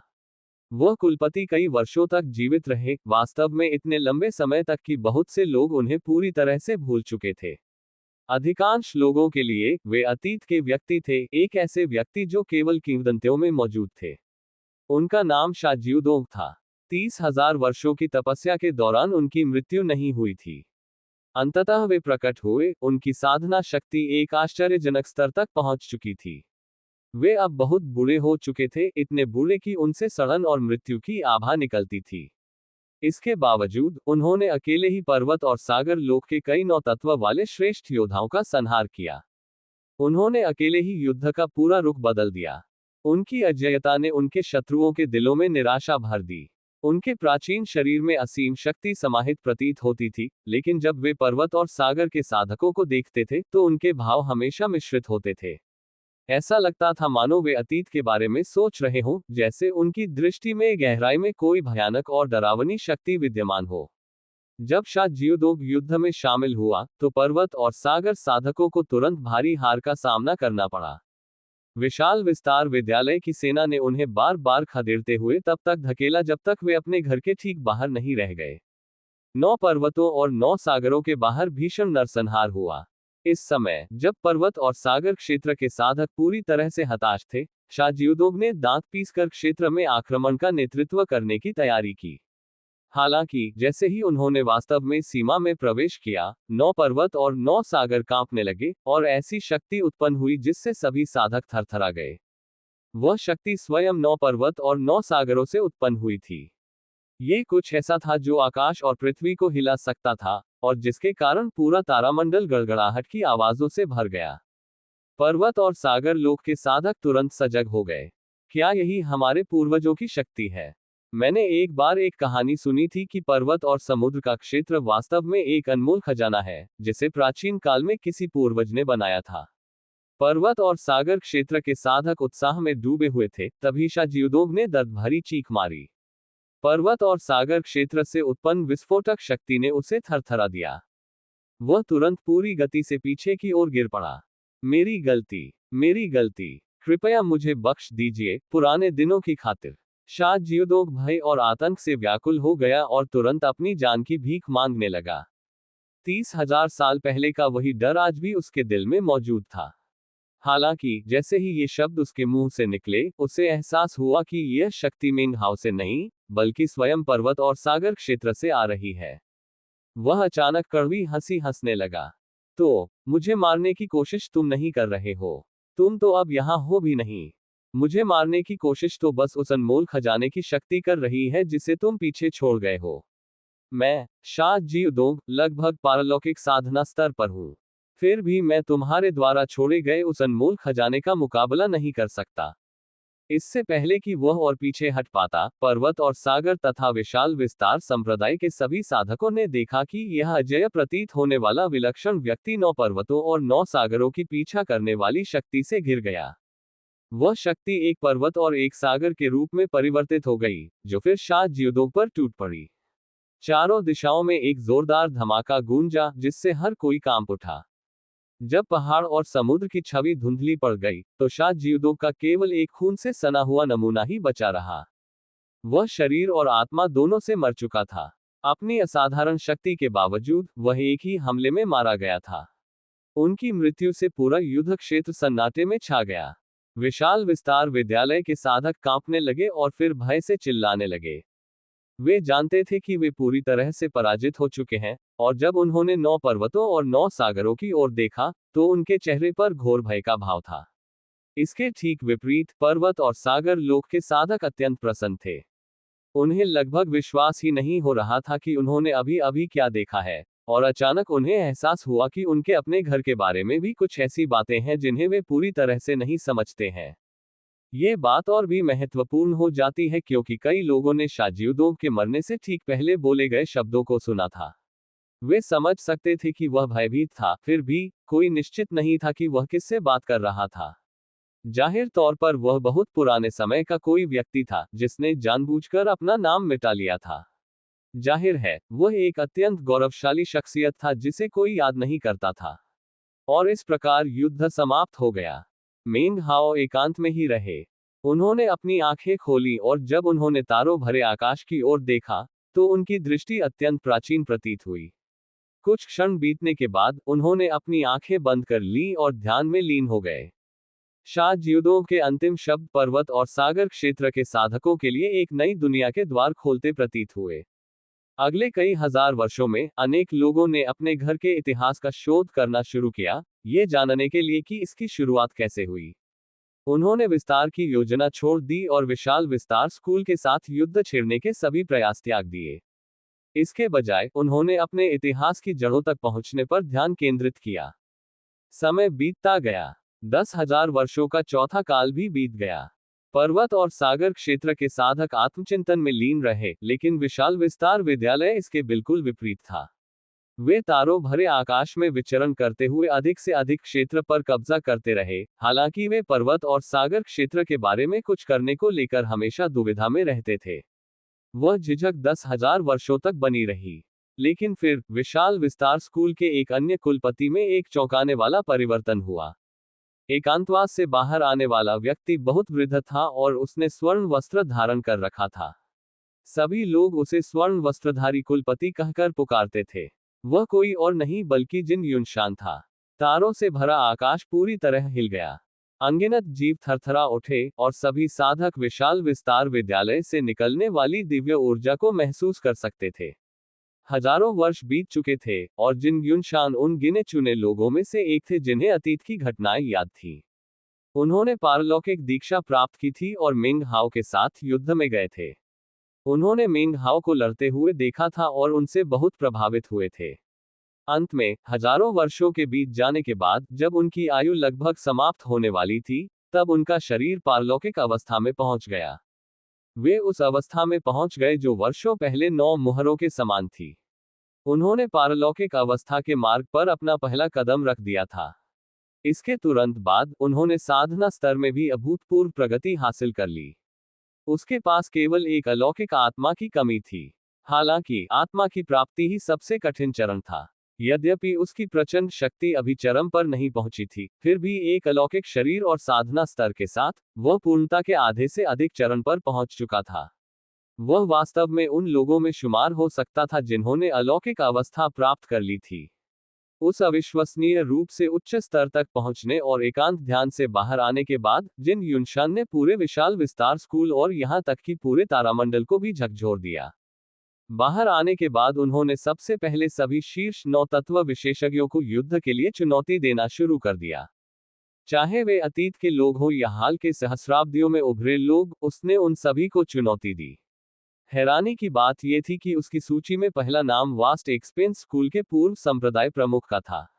हालांकि संप्रदाय प्रमुख के एकांत ध्यान कक्ष में पहुंचकर वह वहां चुपचाप खड़ा रहा। भीतर से मृत्यु की आहट महसूस करने के बाद उसे एहसास हुआ कि संप्रदाय प्रमुख बहुत पहले ही पराश्रम हो चुके थे। विशाल विस्तार विद्यालय के सभी साधकों के उत्साह के बीच उसने विशाल विस्तार ग्रह को छोड़ दिया और पहले बूढ़ी छिपकली, फिर विशालकाय सिर और अंत में दीमक की रानी को खोज निकाला। उसने 3 बार जीत हासिल की, मानो हाथ पलटना कितना आसान हो। फिर उसने आकाश के बाकी हिस्सों में अपना रास्ता बनाना शुरू किया। वह जहां भी गया, शक्तिशाली विशेषज्ञों ने उसके प्रति निष्ठा दिखाए और सिर झुकाया, ये देखते हुए कि वह सभी शीर्ष 9 तत्व विशेषज्ञों को आसानी से हरा सकता था। वह जल्दी ही पर्वतों और सागरों के आकाश में सबसे शक्तिशाली विशेषज्ञ के रूप में जाना जाने लगा। जब सभी ने उसे पारलौकिक अवस्था प्राप्त कर लिया, तो जिन युनशान की महत्वाकांक्षा असीम ऊंचाइयों पर पहुंच गई। असंख्य जीव उनकी पूजा करते थे और असंख्य साधक उन्हें परम सत्ता मानकर उनका आदर करते थे। वे जहां भी जाते, असंख्य स्वर उनकी आराधना और सम्मान में घोष करते थे। अभिवादन हो कुलपति गोल्डरोब्स, अभिवादन हो कुलपति गोल्डरोब्स। ऐसी चीखें दूर दूर तक गूंज उठी। अनगिनत निगाहें भय और कट्टरता से उसे घूर रही थी।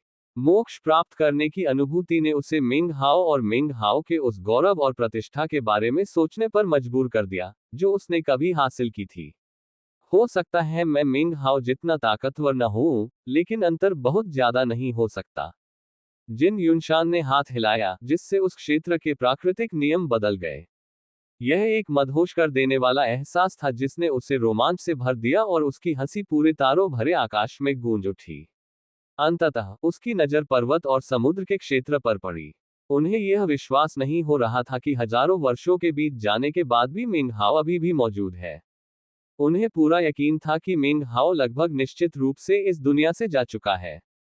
या तो ऐसा हुआ होगा, या फिर उसने ऑलहेवन से फिर से लड़ाई मोल ली होगी, और या तो मारा गया होगा या गंभीर रूप से घायल हो गया होगा।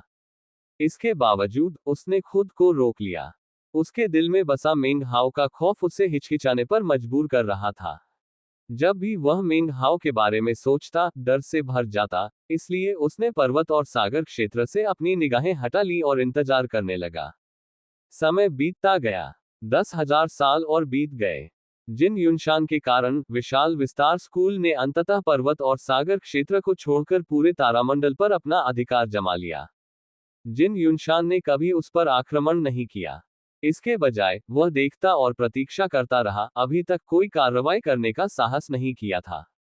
10,000 साल बीत जाने के बाद जिन युनशान का धैर्य धीरे धीरे खत्म हो गया। अनगिनत भविष्यवाणियों के बाद अंततः उन्होंने अपना पूरा ध्यान पर्वत और सागर क्षेत्र पर केंद्रित कर लिया। हालांकि उसने आक्रमण करने से खुद को रोक लिया। इसके बजाय उसने कई क्लोन बनाने शुरू किए, जिन्हें उसने पर्वत और सागर क्षेत्र में घुसपैठ करने के लिए भेजा। उन क्लोनों ने 10,000 वर्षों तक अवलोकन किया, परीक्षण किए और प्रतीक्षा की। अंततः उसने अपना निर्णय ले लिया। दिव्य शक्तियां हमेशा एक अनमोल खजाना बनाती हैं। इस तारों भरे आकाश में पर्वत और सागर का क्षेत्र वही दिव्य खजाना है। मिंग हाओ, चूंकि तुम जा चुके हो, इसलिए यह अनमोल खजाना मेरा होना चाहिए। जिन युनशान की आंखें चमक उठी और वह पर्वत और सागर क्षेत्र की ओर बढ़ने लगा। मैं वास्तव में आशा करता हूं कि तुम गए नहीं हो, मिंग हाओ, उसने धीरे से कहा। मैं आशा करता हूं कि तुमने फिर से ऑलहेवन से लड़ाई की हो और बुरी तरह घायल हो गए हो। इस तरह मैं तुम्हें उसी तरह अपने वश में कर लूंगा जैसे तुमने ऑलहेवन को किया था, और इस प्रकार आत्मा में पारलौकिक अवस्था प्राप्त कर लूंगा। उसकी आंखों में गहरी महत्वाकांक्षा की चमक थी। तारों से भरे आकाश में कुछ ही कदमों में वह पर्वत और सागर लोक पहुंच गया। जैसे ही वह बाहर पहुंचा, उसने उस स्थान का अवलोकन किया और उसकी आंखों में प्रशंसा की चमक आ गई। वर्षों पहले वह पर्वत और सागर लोक की अद्भुतता को पूरी तरह से समझ नहीं पाया था, लेकिन अपनी वर्तमान साधना शक्ति के बल पर वह अब इस लोक के विभिन्न आकर्षक पहलुओं को देख सकता था। 9 गहन प्राकृतिक नियमों का साकार रूप। दानव मुहर लगाने वालों के संघ के 9 शाप। मिंग हाओ, आपने अपनी विरासत इस अनमोल खजाने में संजोकर रखी है। दुर्भाग्य से इन हजारों वर्षों के बाद भी पर्वत और सागर क्षेत्र में एक भी व्यक्ति आपकी सभी शाप शक्तियों को संयोजित नहीं कर पाया है। न ही कोई पारलौकिक अवस्था तक पहुंच पाया है। इस खजाने को यहां छोड़ना बहुत बड़ी बर्बादी होगी। मैं इसे ले जाऊंगा। शायद यह मुझे आत्मिक उत्थान में भी मदद कर सके। जिन युनशान ने गहरी सांस ली, जिससे पूरा आकाश कांप उठा। गड़गड़ाहट जैसी आवाज सुनाई दी, जो पर्वत और सागर लोक की सीमाओं को तोड़कर भीतर स्थित स्वर्ग और पृथ्वी में गूंज उठी। पर्वत और सागर लोक के असंख्य साधक बुरी तरह हिल गए और उनके मुंह से खून की उल्टी होने लगी। जिन युनशान से आकाश को हिला देने वाली, धरती को त्रस्त कर देने वाली शक्ति निकली और पर्वत और सागर लोक में फैलकर वहां के असंख्य साधकों को कुचल डाला। किसी भी साधक के प्रतिक्रिया करने या संघर्ष करने से पहले ही उन्हें जमीन पर पटक दिया गया। उनकी आंखें लाल हो गई थीं और वे मन ही मन कराह रहे थे। फिर भी वे आकाश की ओर देखने और कांपने के अलावा कुछ नहीं कर सके। जिन युनशान धीरे धीरे पर्वत और सागर लोक में उतरा, वहां के आकाश को चीरता हुआ, सुनहरी रोशनी को निरंतर फैलाता हुआ। पर्वत और समुद्री क्षेत्र को घेरने वाली सुरक्षात्मक दीवार टूट गई। सुनहरे वस्त्र धारण किए जिन युनशान के पीछे भंवर उठ खड़े हुए, जिनमें से विशाल विस्तार विद्यालय के असंख्य साधक प्रकट हुए। उनके घुटने टेककर प्रणाम करने के बाद जिन युनशान ने अपनी सुनहरी आस्तीन लहराई, जिससे वे पर्वत और सागर लोक में चले गए। पर्वत और सागर क्षेत्र के कुछ ही साधक इस दबाव का सामना कर पाए। हालांकि उनमें से कुछ ऐसे भी थे जो हवा में उड़ने में कामयाब रहे। एक एक करके उन्होंने पलटवार करने की कोशिश की, लेकिन जिन युनशान को बस अपनी आस्तीन हिलानी थी और वे सब वापस नीचे गिर गए। जैसे ही पर्वत और सागर क्षेत्र के उन साधकों को जमीन पर पटका गया, उनके मुंह से खून की बौछार होने लगी। पिछले 1000 वर्षों में कई पर्वत और सागर साधकों ने अपने इतिहास पर गहन शोध किया था। हालांकि उनमें से कोई भी पूर्ण सत्य नहीं जानता था, फिर भी उन्होंने विभिन्न सुरागों को जोड़कर एक अनमोल खजाने, पर्वत और सागर लोक से मदद की गुहार लगाई। पर्वत और सागर क्षेत्र के साधकों की रक्षा स्वयं क्षेत्र द्वारा की जाती है। कोई भी बाहरी शक्ति हमें नष्ट नहीं कर सकती। पर्वतों और समुद्रों के अनमोल खजाने, कृपया हमें आक्रमणकारी किसानों से बचाओ। हे हमारे पूर्वजों के अनमोल खजाने, कृपया कुछ करो। जैसे ही उनकी आवाज बुलंद हुई, 9 पर्वत और 9 सागर कांपने लगे। प्रकाश का उद्गार उठा, जो तुरंत जिन युनशान की ओर बढ़ा। ये वही प्रकाश था जिसने कई साल पहले शाहजियुदों को कुचल दिया था। हालांकि जैसे ही वह प्रकाश जिन युनशान के करीब पहुंचा, मैं घोषणा करता हूं, उसने शांत भाव से कहा, कि इस संसार के प्राकृतिक नियम अब भिन्न है। उसने अपना दाहिना हाथ बढ़ाया, और उसके दिव्य देहधारी शरीर और साधना शक्ति का सार उसकी उंगली पर केंद्रित हो गया। पहाड़ों और समुद्रों से आने वाला प्रकाश एक पल के लिए कांप उठा, और फिर बिखर गया, जिससे अनगिनत चिंगारियां चारों दिशाओं में फैल गईं। जब पर्वत और समुद्र के साधकों ने ये देखा, तो वे पूरी तरह से हिल गए और सदमे में घूरने के अलावा कुछ नहीं कर सके। मैं घोषणा करता हूं कि इस लोक के सभी साधकों को मेरे प्रति निष्ठा स्वीकार करनी होगी, जिन युनशान ने शांत और स्पष्ट स्वर में कहा। उन्होंने एक कदम आगे बढ़ाया और पर्वत एवं सागर क्षेत्र कांप उठा। 9 पर्वतों और 9 सागरों की शक्ति चकनाचूर हो गई थी। जिन युनशान से निकलने वाले दबाव के कारण सभी पर्वत एवं सागर साधक तन मन से कांप रहे थे। इस समय ऐसा लग रहा था कि उनके पास आत्मसमर्पण करने के अलावा कोई विकल्प नहीं बचा है। मैं आज से इस लोक का स्वामी होने की घोषणा करता हूं। जिन युनशान की आंखों में एक अजीब सी चमक उठी और उसने एक और कदम आगे बढ़ाया। आकाश और पृथ्वी फटकर चूर चूर हो गए। 9 पर्वत जोर से कांप उठे और 9 सागरों में हलचल मच गई। सभी प्राणियों ने अपने सिर झुका लिए। जिन युनशान की निगाहों के सामने उनके पास आत्मसमर्पण करने के अलावा कोई विकल्प नहीं था। जिन युनशान के पीछे विशाल विस्तार विद्यालय के असंख्य साधक उत्साहपूर्वक जयकार कर रहे थे।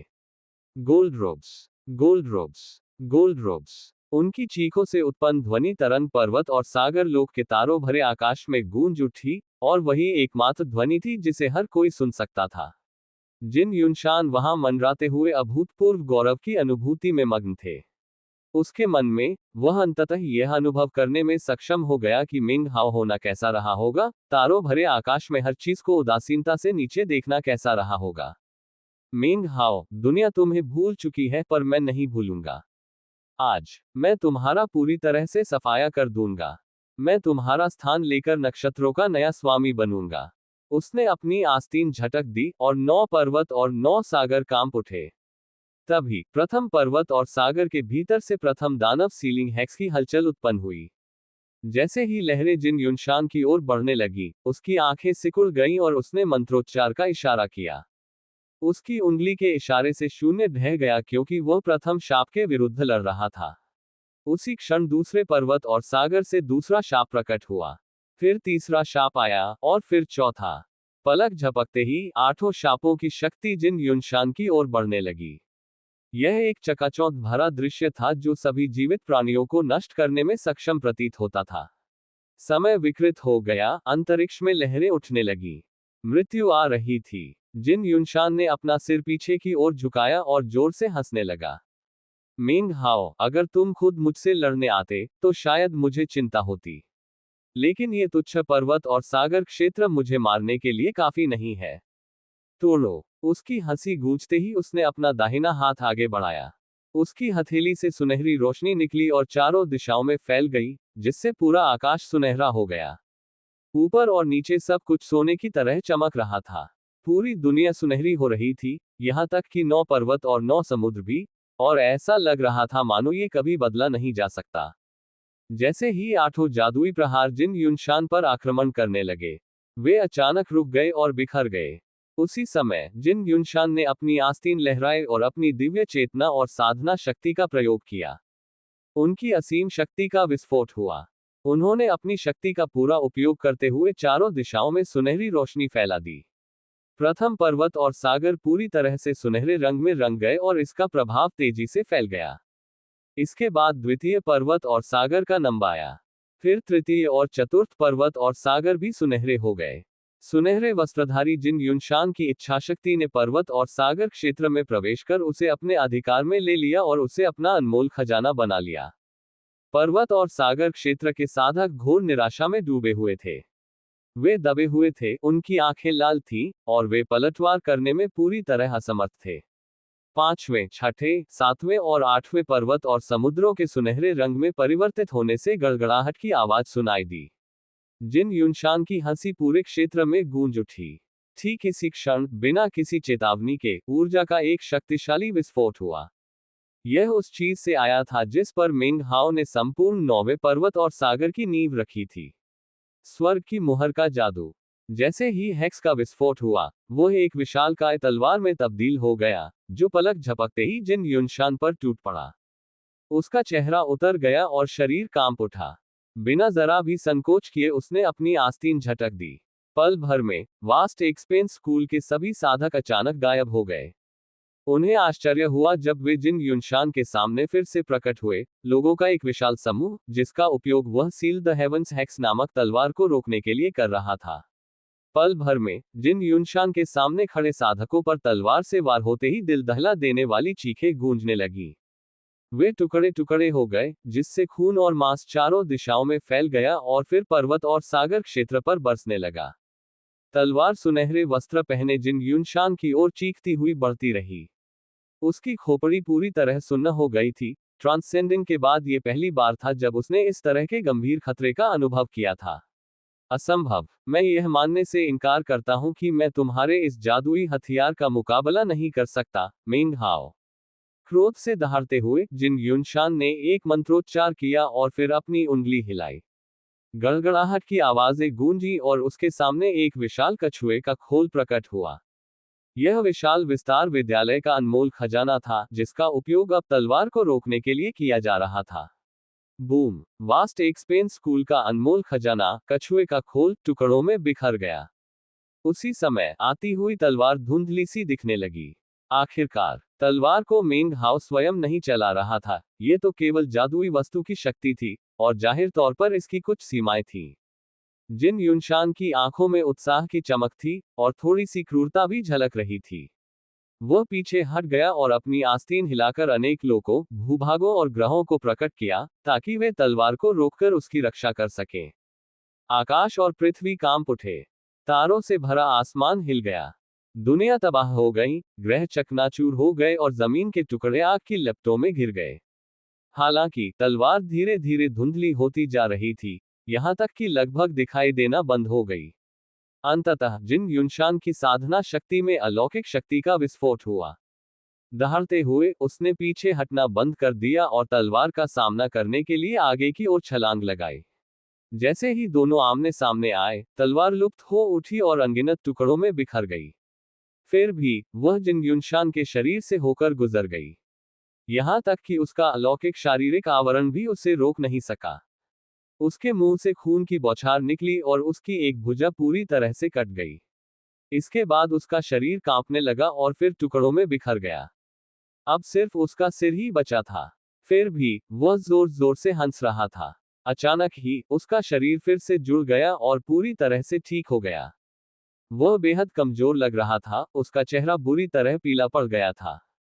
कुछ क्षण पहले वह मौत के बेहद करीब पहुंच गया था।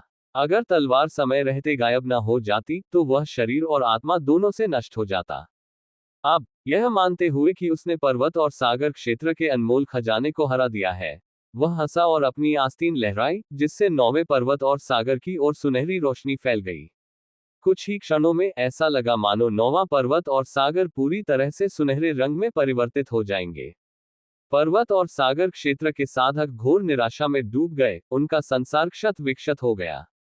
जिन युनशान की आंखों में लालसा, दीवानगी और लोभ की चमक थी। साथ ही वह लगातार जोर जोर से हंस रहा था। मिंग हाओ, आखिरकार वो समय आ ही गया जब मैं तुम्हारी जगह पूरी तरह से ले लूंगा। ठीक उसी क्षण जैसे ही ये शब्द उसके मुंह से निकले, उसके पीछे से एक आवाज आई, एक शांत और बहुत ही परिचित आवाज जो बिजली के झटके की तरह उसके दिल में उतर गई। बहुत दिनों से मुलाकात नहीं हुई। बहुत दिनों से मुलाकात नहीं हुई। आवाज शांत थी और उसमें किसी भी प्रकार की भावना का अभाव था। फिर भी जैसे ही जिन युनशान ने उसे सुना, उसका दिल इतनी बुरी तरह कांप उठा मानो उस पर बिजली गिर पड़ी हो। सदमे की लहरें उसके दिमाग में दौड़ गईं और वह शारीरिक रूप से कांपने लगा। वह किसी तरह पीछे मुड़ने में कामयाब रहा और उसने जो देखा वह एक बहुत ही परिचित चेहरा था। यह चेहरा हजारों साल पहले का था, एक ऐसा चेहरा जो बिल्कुल भी नहीं बदला था, सिवाय इसके कि वह कहीं अधिक प्राचीन प्रतीत होता था।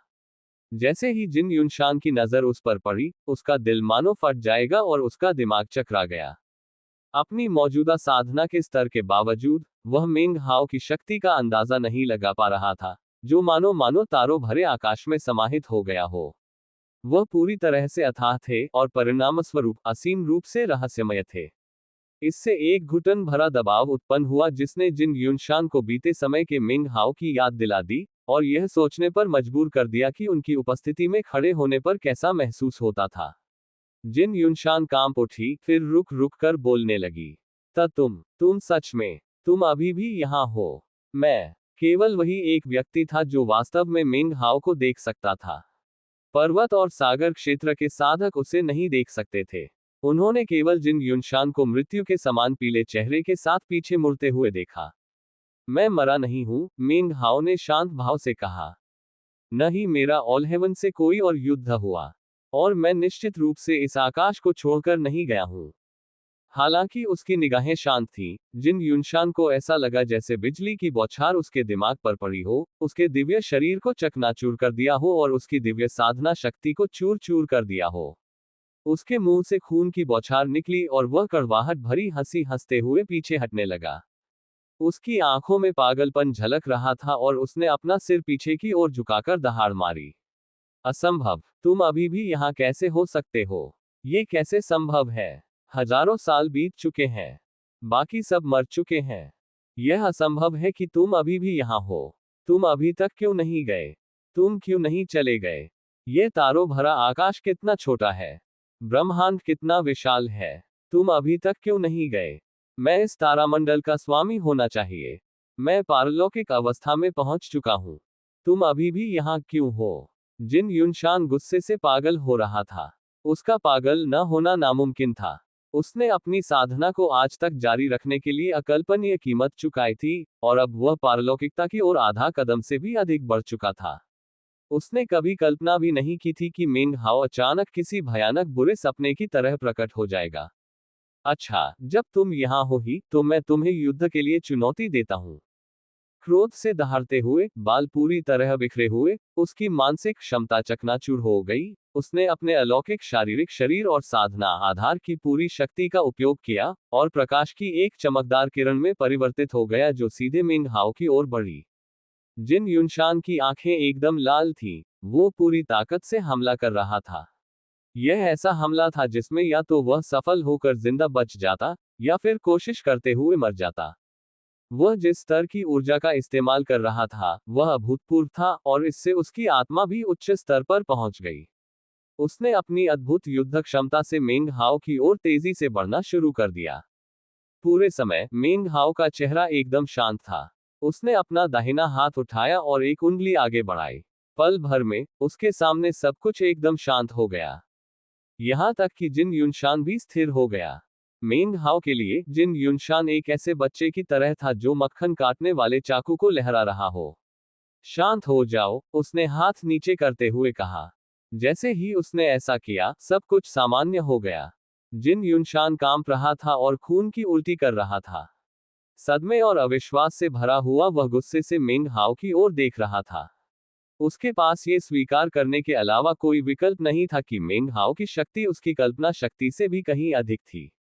वास्तव में उसे पूरा विश्वास था कि यदि वह आत्मा की अवस्था में पारलौकिक अवस्था प्राप्त कर भी ले, तब भी मेंग हाओ से लड़ने का प्रयास करने पर वह एक ही प्रहार में पराजित हो जाएगा। क्या किस लोक में हो तुम? वह हकलाते हुए बोला। मुझे भी यकीन नहीं है, मेंग हाओ ने सिर हिलाते हुए जवाब दिया। ये झूठ नहीं था। इस समय तक वह खुद अपनी शक्ति के स्तर को लेकर अनिश्चित था। वह इतना ही जानता था कि हजारों वर्षों के ज्योतिषीय अभ्यास और अनगिनत वर्षों के एकांत ध्यान के बाद वह लगभग पूर्ण सर्वशक्तिमानता के स्तर तक पहुंच चुका था। उसे बस सोचना होता था और वह किसी भी चीज को राख में बदल सकता था। उत्कृष्टता के मार्ग पर चलना शुरू करने के लिए बधाई। आपकी आत्मा में अभी भी कुछ कमी है, और फिलहाल यह एक ऐसी कमी है जिसे आप दूर नहीं कर सकते। जाए, आप में इस आकाश से विदा होने की शक्ति पहले से ही मौजूद है। ब्रह्मांड में जाए और अपने लिए आवश्यक सौभाग्य की खोज कीजिए। शायद एक दिन आप सचमुच मोक्ष प्राप्त कर लेंगे। जब मेंग हाओ ने जिन युनशान को देखा, तो उनके मन में कोई द्वेष या शत्रुता नहीं थी। उसके सभी परिचित पहले ही गुजर चुके थे, और वर्तमान तारों भरे आकाश से उसका कोई खास जुड़ाव नहीं था। उसके प्रकट होने का एकमात्र कारण यही था कि पर्वत और सागर का क्षेत्र उसकी विरासत था। कांपते हुए जिन युनशान ने दांत पीसते हुए कहा, मैं कहीं नहीं जा रहा। तुम जाने से इनकार कर रहे हो, है ना? मेंग हाओ दूर तक देखता रहा। कुछ समय बाद उसने शांत भाव से जिन युनशान की ओर देखा। ठीक है, लेकिन ये जान लो, तुम चाहे जितनी भी तरक्की कर लो, इन स्वर्गों की जगह कभी नहीं ले पाओगे। तुम्हें समर्पण का मतलब सीखना होगा। मेंग हाओ ने अपनी आस्तीन हिलाई, और जिन युनशान के मुंह से खून निकल आया। जोरदार गड़गड़ाहट सुनाई दी और वह पतन की तरह पीछे की ओर गिर पड़ा, जैसे किसी पतन की डोर कट गई हो। वह घूमता रहा और उड़ता हुआ विशाल ग्रह पर जा पहुंचा।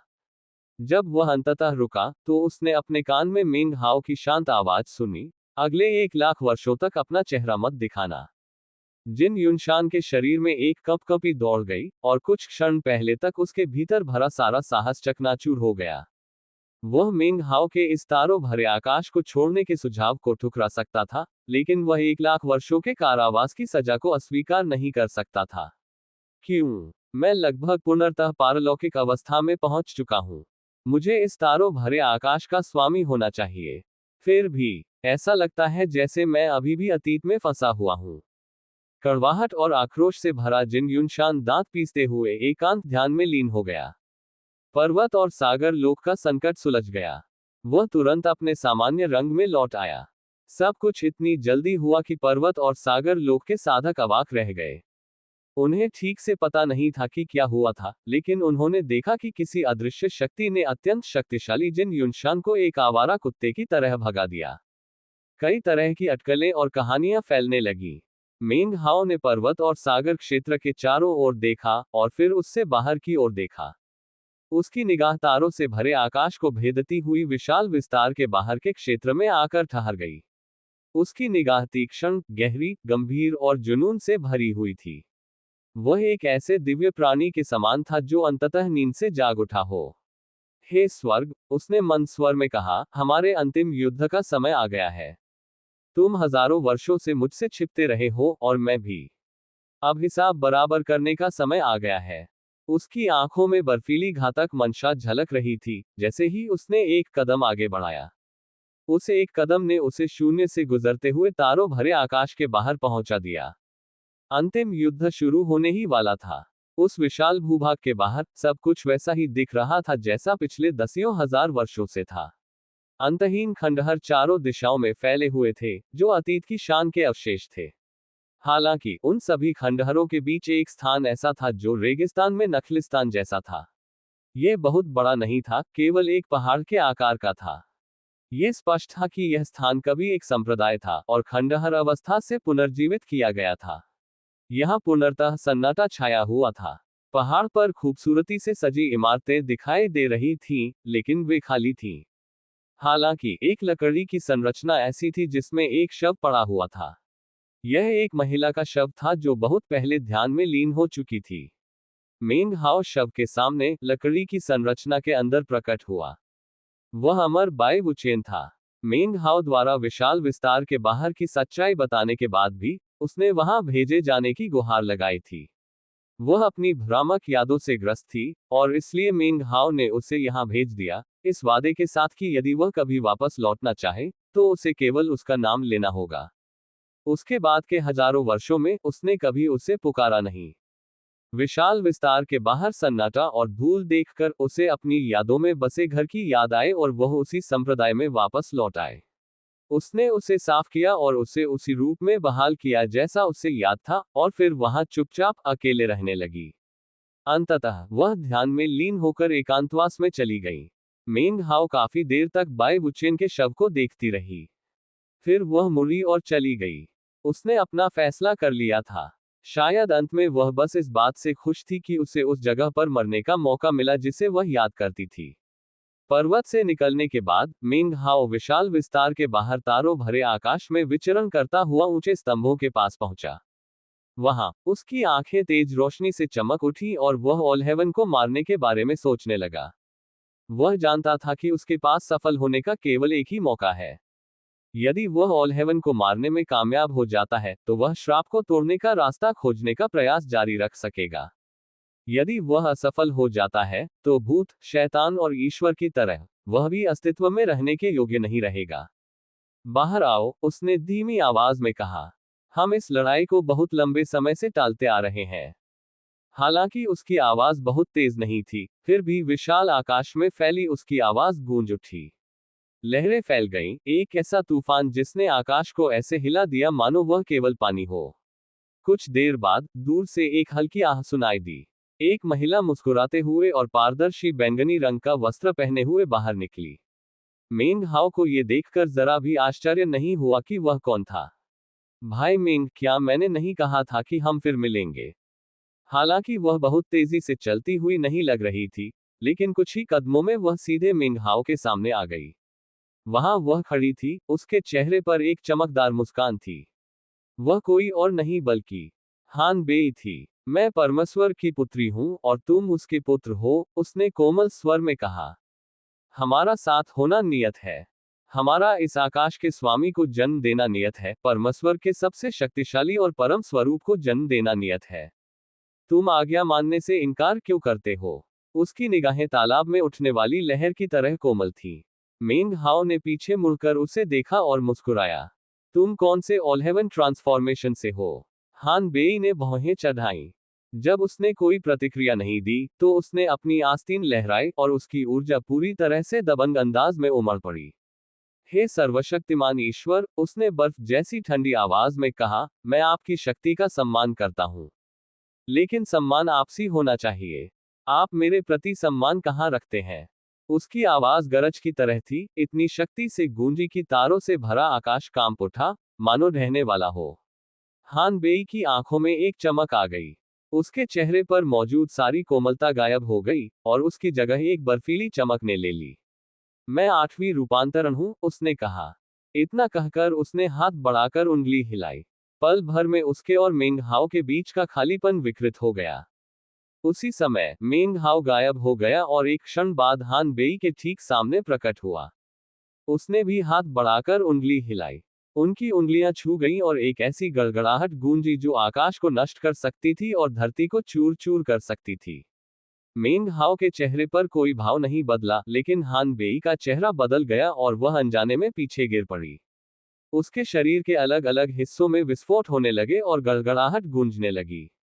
खून और मांस चारों ओर फैल गया, जब तक कि वह पूरी तरह से लाल रंग में लथपथ नहीं हो गई।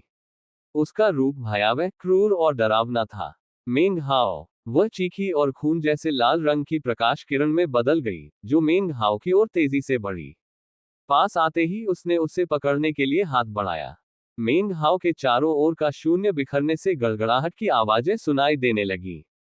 फिर भी वह बिल्कुल भी प्रभावित नहीं हुआ।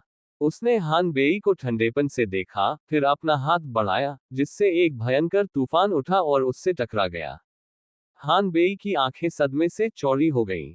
मेंग हाओ जिस स्तर की शक्ति का उपयोग कर रहा था, उसे देखकर वह पूरी तरह से अविश्वास में पड़ गई। इससे पहले कि वह कोई प्रतिक्रिया दे पाती, मेंग हाओ ने एक कदम आगे बढ़ाया, अपनी मुट्ठी भींची और उसके पेट में एक जोरदार घूंसा मार दिया। उसका शरीर फट गया और वह दर्द से चीख उठी। एक पल बाद वह फिर से संवर गई, लेकिन इससे पहले कि वह कुछ कर पाती, मेंग हाओ उस पर फिर से टूट पड़ा और एक और जोरदार प्रहार किया। वह फिर भड़क उठी और यह प्रक्रिया दोहराई गई। हर बार जब वह फिर से संभली, तो उसने उससे फिर से घूंसा मारा। 10 बार, दर्जनों बार, 100 बार, बूम, बूम, बूम। हे सर्वशक्तिमान, अपनी असली शक्ति दिखाओ। अगर यही तुम्हारी क्षमता है, तो मैं जरूर निराश हो जाऊंगा। मेंग हाओ की साधना शक्ति में जबरदस्त उछाल आया। उसका अगला मुक्का अनंत विनाशकारी शक्ति से भरी ज्वालाओं के सागर में तब्दील हो गया, ऐसी शक्ति जो समस्त जीवन शक्ति को नष्ट कर सकती थी। ये पांचों तत्वों की शक्ति से परिपूर्ण विनाश की बाढ़ बन गई, एक ऐसा मुक्का जो परम विनाश का प्रतीक था।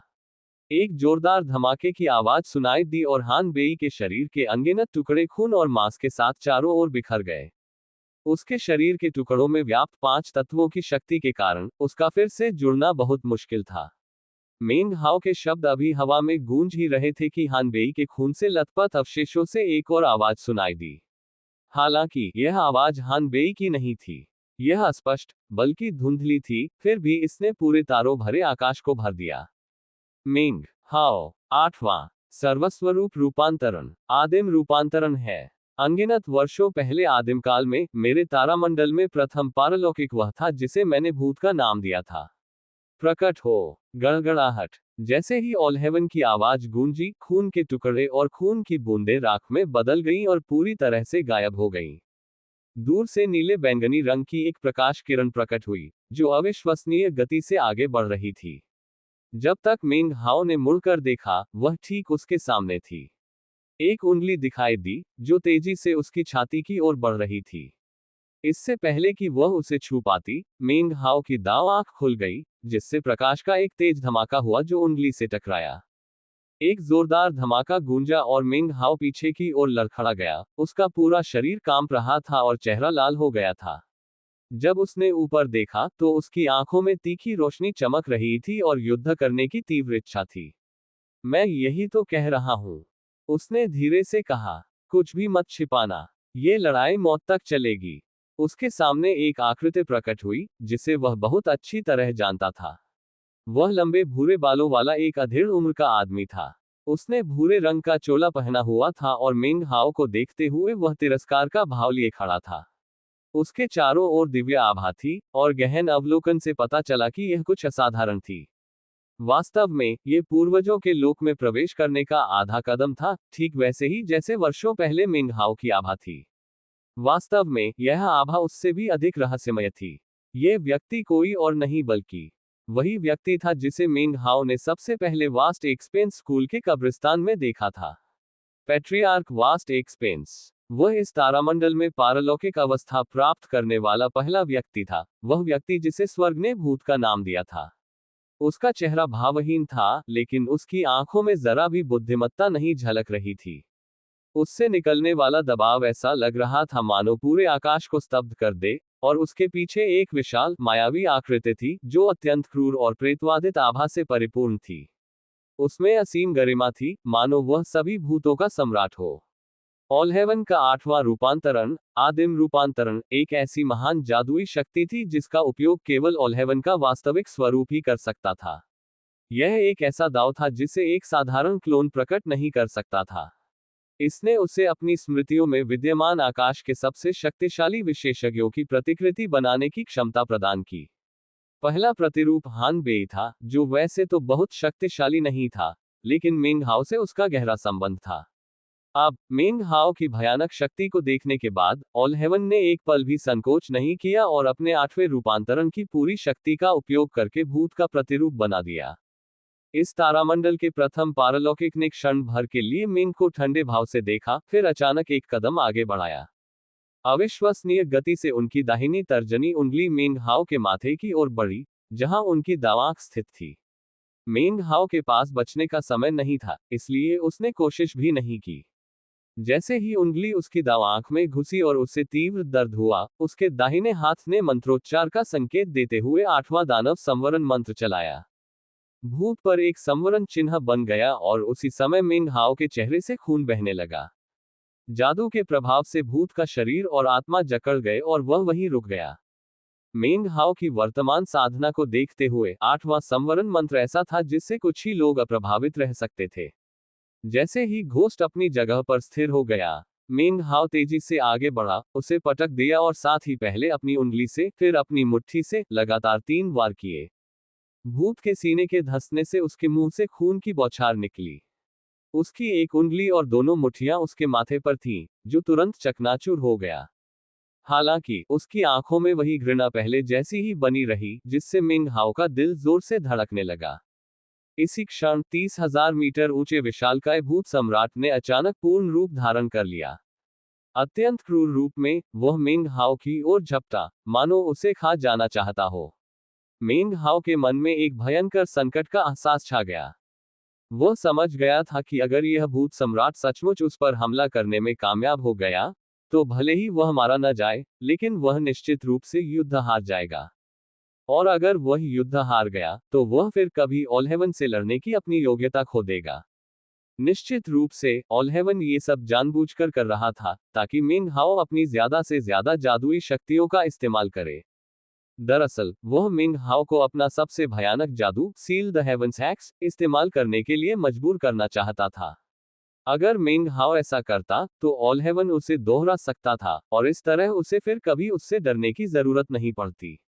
मेरे पास सील द हेवंस हैक्स के अलावा भी कई तरकीबें हैं। मेंग हाओ की आंखों में एक अजीब सी चमक आ गई और उसके पीछे का शून्य अचानक विकृत हो गया। एक तीखी चीख गूंजी और भूत सम्राट के समान विशालकाय आकृति प्रकट हुई।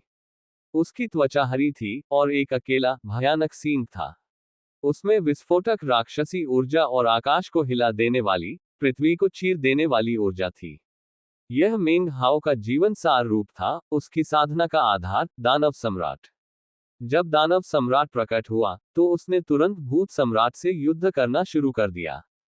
भूत सम्राट ने अपने जबड़े दानव सम्राट पर गड़ा दिए, जिसने अपने धारदार हाथों से भूत सम्राट के शरीर पर वार किए। रोम मंबलल। लड़ाई से सब कुछ हिल रहा था। इलाके के अनगिनत खंडहर राख में तब्दील हो गए। जब विशालकाय आकृतियां ऊपर लड़ रही थीं, तब मेंग हाओ और भूत नीचे आपस में भिड़ रहे थे। 1000 से अधिक वारों के आदान प्रदान के बाद मेंग हाओ के मुंह से खून की बौछार निकली और घोस्ट खून से लथपथ हो गया। दोनों बेहद शक्तिशाली प्रतीत हो रहे थे। ये भूत ऑलहेवन की यादों से आया है, अतीत में उसके चरम शक्ति के समय का एक रूप है। इससे ही मैं समझ सकता हूं कि यह भूत कोई साधारण ट्रांसेंड नहीं था। मेंग हाओ ने अपने मुंह से खून पोंछा, फिर अपना दाहिना हाथ हिलाकर पर्वत भस्म करने वाला मंत्र चलाया। अनेक पर्वत नीचे उतरने लगे और एक श्रृंखला बनाकर युद्ध क्षेत्र को अपनी चपेट में ले लिया। घोस्ट ने ठंडी सांस ली, फिर वह एक धुंधली सी आकृति में बदल गया, क्योंकि उसने अनगिनत क्लोन छोड़े, जो नीचे उतरते पहाड़ों की ओर बढ़े और उन्हें चकनाचूर कर दिया। मेंग हाओ के दाहिने हाथ ने मंत्रोच्चार का संकेत दिया, जिससे पहाड़ों का मलबा एक विशाल पत्थर की मुट्ठी में बदल गया। जैसे ही मुट्ठी भूत की ओर बढ़ी, मेंग हाओ एक टूटते तारे की तरह तेजी से आगे बढ़ा और मुट्ठी में समाहित हो गया, जिससे उसकी विस्फोटक शक्ति और भी बढ़ गई। भूत लोक का द्वार। भूत ने रहस्यमयी प्रकाश से चमकती आंखों से कहा। उसने अपने दोनों हाथ ऊपर उठाए, और तारे कांप उठे, क्योंकि ऊपर एक विशाल दरार खुल गई, जिससे एक विशाल घोर काला द्वार प्रकट हुआ। जैसे ही द्वार नीचे आया, वह धीरे धीरे खुला और एक विशालकाय, तराजूदार हाथ प्रकट हुआ। हाथ फैला हुआ था और मेंग हाओ को अविश्वसनीय दबाव का अनुभव हुआ, जिससे ऐसा लगा मानो ये हाथ समस्त सृष्टि को देख सकता हो। हाथ ने तुरंत विशाल पत्थर की मुट्ठी को पकड़ लिया और फिर उसे कसकर दबा दिया। पत्थर का हाथ टूटकर बिखर गया और एक जोरदार आवाज सुनाई दी। मेंग हाओ प्रकट हुआ, लेकिन तुरंत गायब हो गया और कुछ दूरी पर फिर से प्रकट हुआ, उसकी आंखें चमक रही थीं। आठवां दानव सीलिंग हैक्स, शरीर मन का हैक्स। शून्यता को, तारों भरे आकाश को और प्राकृतिक नियमों को बांध लो। मैं जो कुछ भी बांधना चाहता हूं, उसे बांध लो।